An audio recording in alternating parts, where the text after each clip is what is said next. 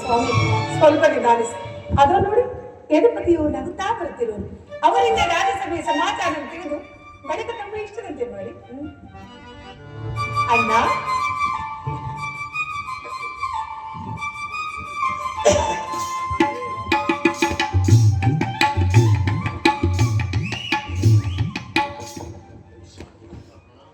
ಪಾಂಡುಪುತ್ರರ ಪ್ರಣಾಮಗಳನ್ನು ಸ್ವೀಕರಿಸು ಪರಮಾತ್ಮ. ವಿಜಯಶಾಲಿಯಾಗಿ ಪಾಂಡುಪುತ್ರವೇ.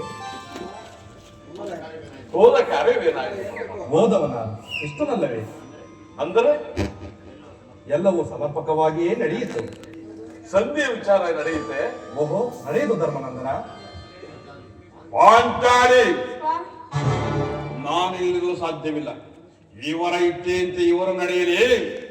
ನನಗೆ ತೋರಿದ್ದನ್ನು ನಾನು ಮಾಡೇ ಬಿಡುವೆನು. ನಾನಿನ್ನು ಹೋಗುವೆನು. ಸ್ವಾಮಿ, ಸ್ವಲ್ಪ ಅಣ್ಣನ ಮಾತು ಮುಗಿಯಲಿ. ನಿಮ್ಮ ಅಣ್ಣನ ಮಾತು ಮುಗಿಯುವುದರಲ್ಲಿ ನನ್ನ ತಾನೇ ಮುಗಿದು ಹೋಗುವುದು. ಸಭೆಯಲ್ಲಿ ಏನು ನಡೆಯಿತು? ಎಲ್ಲವೂ ತಕ್ಕ ರೀತಿಯಲ್ಲಿ ನಾನು ನಿರೀಕ್ಷಿಸಿದಂತೆ ನಡೆಯಿತು. ನಾನಿನ್ನು ತಡೆಯಲಾರೆ ರುಕ್ಮಿಣಿ. ಈ ಸಮಸ್ಯೆವಾದ ಮಾತುಗಳು ನನಗೆ ಬೇಡ. ಅಗ್ರಜನ ಅಪೇಕ್ಷೆಯಂತೆ 5 ಗ್ರಾಮಗಳಿಗೆ ಸಂಧಿ ಆಯಿತೆ. ಸಂಧಿ ನಾನು ನೋಡದ್ದು ಅದಕ್ಕಾಗಿ ಅಲ್ಲವೇ ಭೀಮಸೇನ? ಕೃಷ್ಣ, ಈಗ ತಿಳಿಯಿತು ನಿನ್ನ ಅಭಿಮತ. ಅಜ್ಞಾತ ವಾಸದ ನೆಪದಿಂದ ಅರ್ಜುನನಿಗೆ ಬೆಳೆತೊಡಿಸಿದೆ. ಈಗ ಸಂಧಿಯ ನೆಪದಲ್ಲಿ ನಮ್ಮೆಲ್ಲರಿಗೂ ಸೀರೆ ಅರ್ಪಿಸಲು ಅವಣಿಸುತ್ತಿರುವೆಯ ಈ ಹದವಾಗ್ತಿ ಪಾಂಡುಪುತ್ರರ ಮೇಲೆ ಇಷ್ಟೊಂದು ಆಕ್ರೋಶವೇಕೆ? ಭೀಮಸೇನ, ನಿನಗೆ ಇಷ್ಟೊಂದು ಅಸಹನೆಯಾಗಿ ಸಾವಧಾನದಿಂದ ನನ್ನ ಮಾತನ್ನು ಕೇಳು. ಇದು ನಿನಗೆ ಹೆಚ್ಚಿಗೆ ಸಂಬಂಧಿಸಿದ ವಿಷಯವೊಂದು ನಾನು ಕೇಳಲಿಲ್ಲವೇ? ಸ್ವಾಭಿಮಾನ ಶೂನ್ಯವಾದ ಸಂಧಾನದೊಡನೆ ಪ್ರಚಂಡ ಭೀಮನಿಗೆ ಎಂತ ಸಂಬಂಧ ಕೃಷ್ಣ? ಇರುವುದು ಅತ್ಯಂತ ನಿಕಟವಾದ ಸಂಬಂಧವಿರುವುದು. ಮುದ್ದೇನಾಯಿತು ಕೃಷ್ಣ? ರಾಜಸಭೆಯಲ್ಲಿ ನಿಮ್ಮ ಸಂದೇಶವನ್ನು ತಿಳಿಸಿದರು. ಅವರೆಲ್ಲರೂ ಒಪ್ಪಿದರು. ಯಾರು ಒಪ್ಪಿದರು? ಭೀಷ್ಮ, ದ್ರೋಣ ಮುಂತಾದವರು. ಆ ದುರ್ಯೋಧನ ಆತನೂ ಸಹ. ಇನ್ನು ನನಗೆ ಇಲ್ಲಿ ಕೆಲಸವಿಲ್ಲ. ಈ ದುರ್ವಾರ್ತೆಯನ್ನು ಕೇಳಬೇಕೆಂದು ನಿಶ್ಚಯ ಆಗಿತ್ತು. ಅದನ್ನು ಸಾಧಿಸು, ಚೆನ್ನಾಗಿ ಸಾಧಿಸು. ಸಹೋದರರೇ, ಈ ಅಪೌರುಷ ಬಲವನ್ನು ನೀವೇ ಹೊಂದಿಸಿ. ಅದರಲ್ಲಿ ಈ ಭೀಮನು ಯಾವ ಭಾಗವನ್ನು ನಿರೀಕ್ಷಿಸಲ. ಯಾಜ್ಞಶೇನಿ, ನೀನು ನಿರಾಶರಾಗಬೇಡ. ಈ ಭೀಮನು ಬದುಕಿದ್ದರೆ ನಿನ್ನ ಸೇಡನ್ನು ತೀರಿಸದೇ ಬಿಡುವುದಿಲ್ಲ. ಭೀಮಸೇನ, ನಿಲ್ಲಯ್ಯ. ಬಿಡಯ್ಯ. ನಿಲ್ಲಯ್ಯ. ಭೀಮಸೇನ, ನಿಜವಾಗಿಯೂ ನೀನು ಹಿಡಿಂಬಾಪತಿಯೇ ಸರಿ. ಇಷ್ಟೊಂದು ಕೋಪವಿಲ್ಲದಿದ್ದರೆ ಆ ರಕ್ಕಸಿಯನ್ನು ಆಡುವುದು ಹೇಗೆ ಸಾಧ್ಯ? ಸ್ವಲ್ಪ ಸಮಾಧಾನವನ್ನು ತಂದುಕೊಂಡು ನನ್ನ ಮಾತನ್ನು ಸಂಪೂರ್ಣವಾಗಿ ಕೇಳು. ಒಮ್ಮನೆ ನನ್ನನ್ನು ಕಾಡಬೇಡ ಕೃಷ್ಣ. ಈ ಸಂಧಿ ಸುದ್ದಿ ನನಗೊಪ್ಪದು. ನಿನಗೊಪ್ಪುವ ವಿಚಾರವೊಂದಿರುವನು. ಆ ದುರ್ಯೋಧನನು ನಿನಗೊಂದು ಪ್ರಿಯವಾದ ಸಂದೇಶವನ್ನು ಕಳುಹಿಸಿರುವನು. ದುರ್ಯೋಧನನ ಸಂದೇಶ?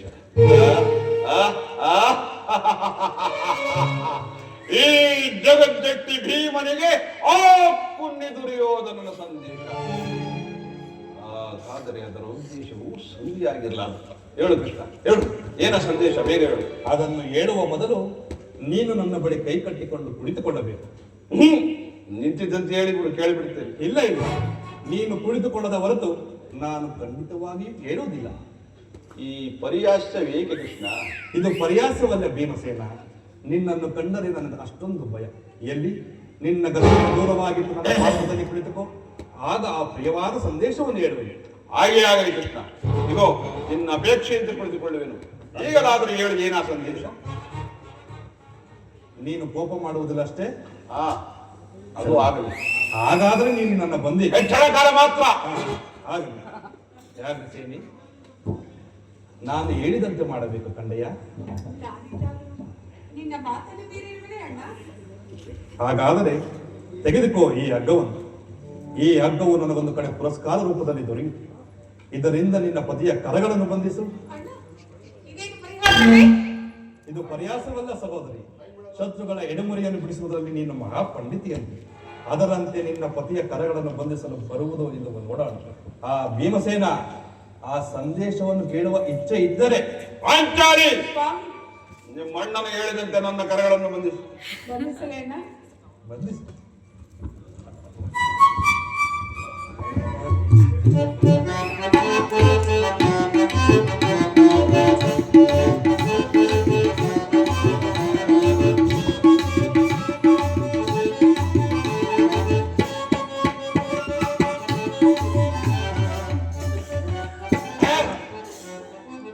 ಈಗೆಲ್ಲರೂ ಭೀಮಸೇನನನ್ನು ಬಂಧಿಸಿರುವ ಅಗ್ಗವು ಈ ದಿನ ರಾಜ್ಯಸಭೆಯಲ್ಲಿ ನನ್ನ ಅಂಗಾಂಗವನ್ನು ಬಂಧಿಸಲು ಅನುವಾಯಿತು.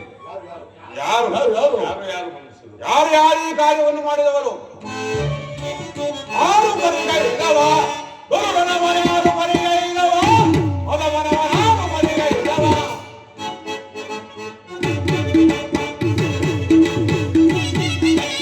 ಆರು ಮರಿಗಳಿಲ್ಲವ ಗುರುಡನವನಾರು ಮರಿಗಳಿಲ್ಲವ ಹೊಲವನವನಾರು ಮರಿಗಳಿಲ್ಲವ ಅಯ ಹರಿಗಳಾಗಲಿ ಹರಿರುದ್ರರಾಗಲಿ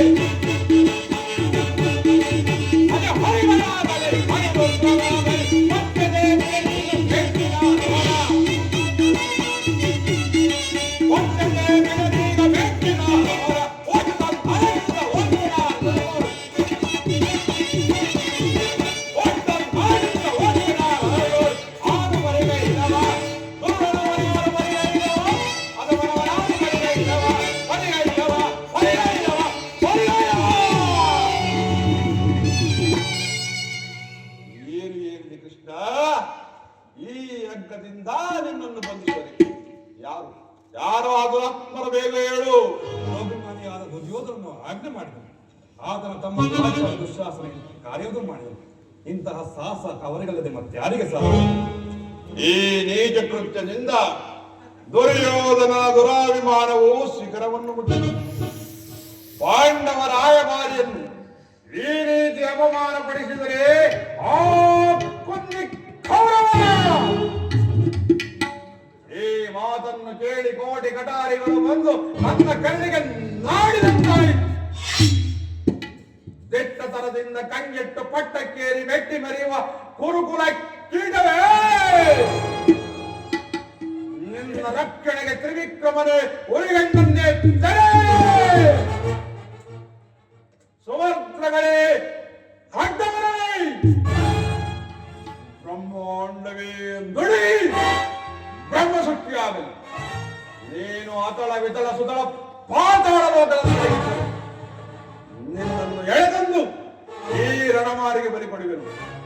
ನನಗಿನ್ನು ಸಾನೆ ಮೀಟು ಅಗ್ರಯ ಧನಂಜಯ, ಇದಕ್ಕೆ ನಿಮ್ಮ ಉತ್ತರವೇನು? ಅಷ್ಟು ಮಾತ್ರವಲ್ಲ, ದುರ್ಯೋಧನ ನಿಮ್ಮ ಸಂಧಾನಕ್ಕೆ ಕೊಟ್ಟ ಉತ್ತರವನ್ನು ಕೇಳಿ.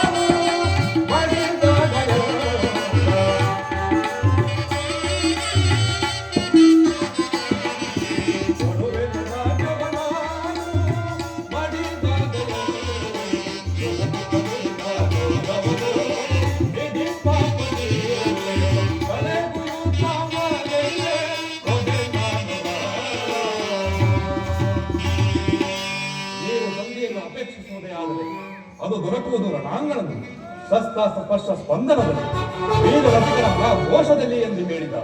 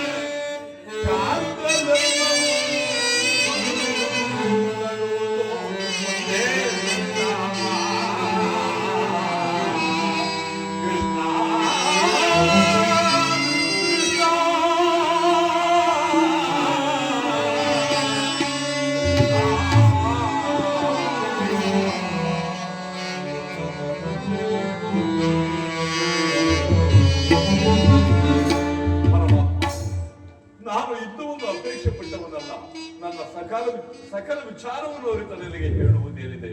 ಇನ್ನು ಮುಂದೆ ನಿನ್ನ ಚಿತ್ತವಿದ್ದಂತೆ ಆಗಲಿ ಪರಮಾತ್ಮ. ಪಾಂಚಾಲಿ ನನ್ನ ಕೈಗಳನ್ನು ಬಿಟ್ಟು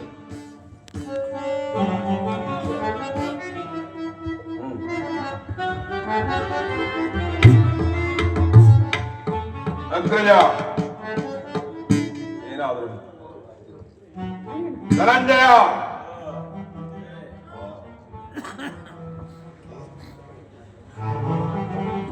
ಕೃಷ್ಣ ನೀನಾದರೂ ವಿಜಯ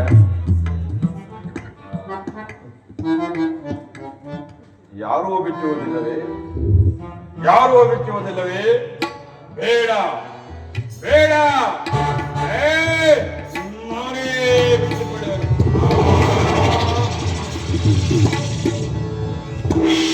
ಎಲ್ಲಿ ಎಲ್ಲಿ ನನ್ನ ಕಥೆ?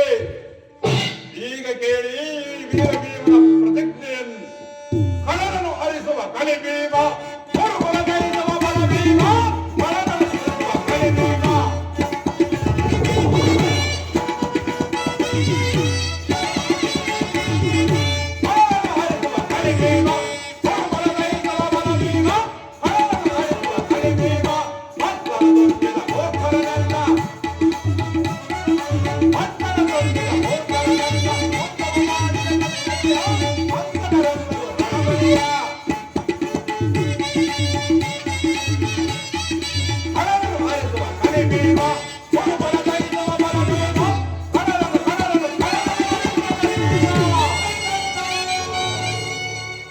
ಈಗ ಕೇಳಿ ಈ ವೀರ ಭೀಮನ ಪ್ರತಿಜ್ಞೆಯನ್ನು. ನಾನು ವಾಯುದೇವನ ಅಂಶದಿಂದ ಜನಿಸಿದ್ದೆ ಸತ್ಯವಾಗಿದ್ದರೆ, ವೀರಮಾತೆ ಕುಂತಿ ಸ್ತನಪಾನ ಮಾಡಿದ್ದೆ ನಿಜವಾಗಿದ್ದರೆ, ನಾಳಿನ ಭಯಂಕರವಾದ ಯುದ್ಧದಲ್ಲಿ ಆ ಕೌರವನ 99 ಸಹೋದರರನ್ನು ನಾಶ ಮಾಡಿ ಅವನ 11 ಅಕ್ಷಯ ಸೈನ್ಯವನ್ನು ಪುಡಿ ಮಾಡಿ ಒಬ್ಬೆದ ದುಶ್ಯಾಸನನ ವಕ್ಷಸ್ಥಳವನ್ನು ಪಾಂಚಾಲಿ ಮುಡಿಗಟ್ಟಿಸಿ ರಾಜ್ಯಮದಿಂದ ಕಾಮಾಂಧನಾಗಿ ದ್ರೌಪದಿಯನ್ನು ತೊಡೆ ಮೇಲೆ ಕುಳಿತುಕೋ ಭಾ ಎಂದು ಕರೆದ ಅವನ ಬಲದೊಡೆಯನ್ನ ಈ ನನ್ನ ಗದಾದ ದಂಡದಿಂದ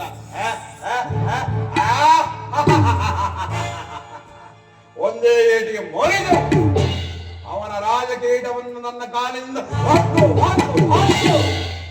ಪುಡಿ ಪುಡಿ ಮಾಡಿ ಈ ನನ್ನ ಪ್ರತಿಜ್ಞೆಯನ್ನು ನಾನು ಸಾಧಿಸಿಕೊಳ್ಳದೆ ಹೋದರೆ ನನಗತಿ ಭಯಂಕರವಾದ ನರಕವೇ ಪ್ರಾಪ್ತವಾಗಲಿ. ಕೃಷ್ಣ ಇದಕ್ಕೆ ನಿನ್ನ ಪಾದವೇ